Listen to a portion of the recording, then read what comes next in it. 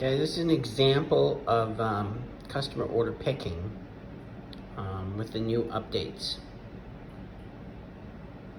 So if we go to customer order picking, and here we're going to press enter, and we're going to enter order number. So we scan that, and then where the line number is, so what I'm going to do, so here's my pick ticket, and I want to pick line 4.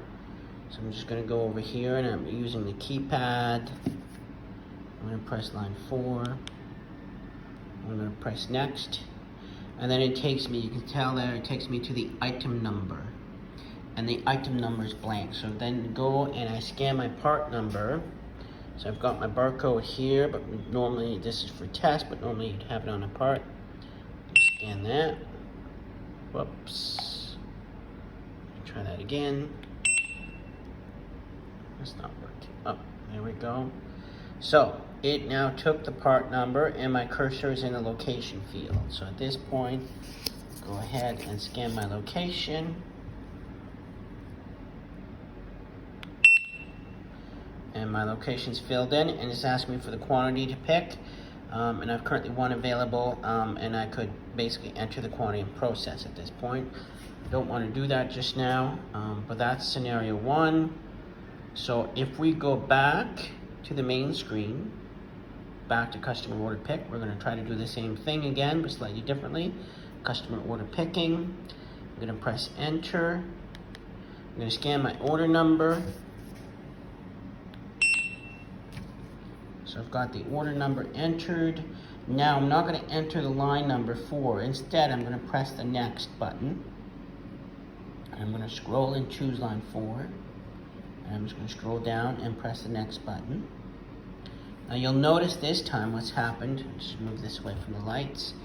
If I hide the keypad for a moment and I go back up, you'll see there that the item number has been filled, and then the cursor is normally in the location, asking for the location.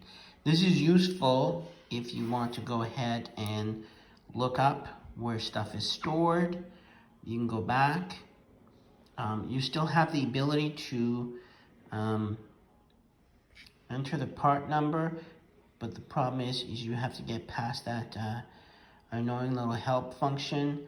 But if you try, and sometimes you might be luckier than others, you can select it, and then you should be able to scan it. So I'm going to scan something wrong on purpose here, such as that there.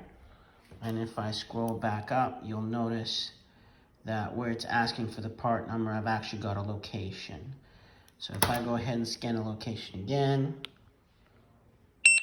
like that. So whoops, I've got the error message there that basically says the part number is not valid, because I'm trying to basically type something as an invalid location. There we go. So now we've got a location as a part number, a location as a location. If I do try to pick one piece, I get past that naggly little help button. Come on.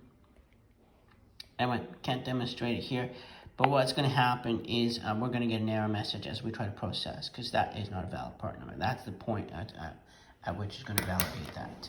That's the end of the demo.